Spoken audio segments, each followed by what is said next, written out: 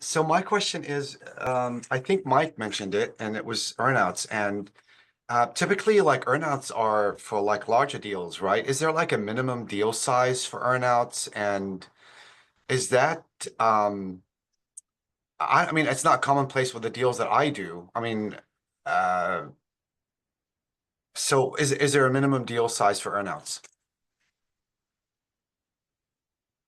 Not necessarily. I mean, I don't think it's deal size specific. I try and stay away from earnouts, honestly, but when they are used, usually it's because the books and records are sketchy and the business won't qualify for any bank financing. So then you have a seller that's trying to say, hey, I have an extra 20 grand going home in my back pocket every month in cash.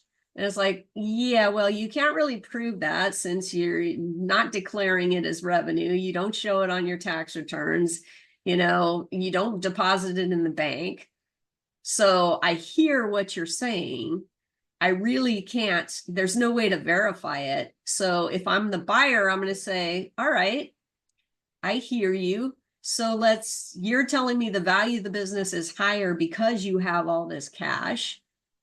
I'm saying I don't see the cash I'll trust, but I can't verify. So for that reason, I'll give you X amount, which is what I can substantiate value wise. And anything above that, if what you're saying is true, is accurate, and it continues, then I'm happy to tie some additional value to that by way of an earnout.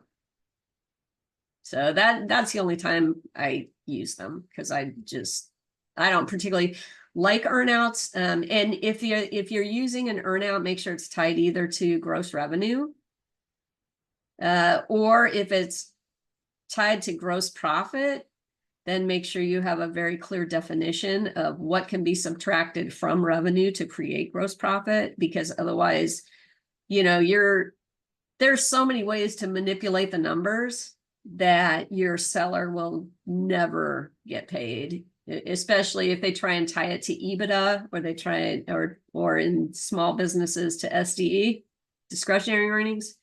Seller's never going to see a dime. So just be careful about how those are set up. Okay, thank you.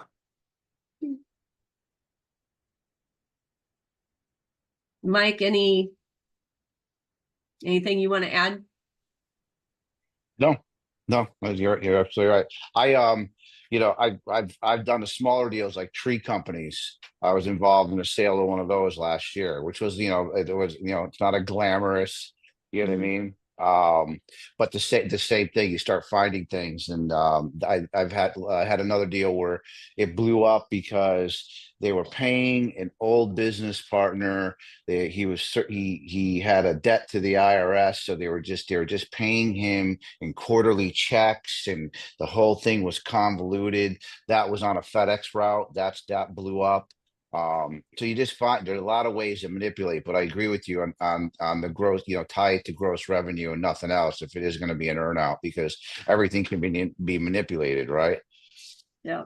And even sometimes growth, depending upon the business you're selling, I've seen the revenue be manipulated or bog down the seller, tie them to an earnout, and then purposely set them up for failure so you don't have to pay them that big milestone.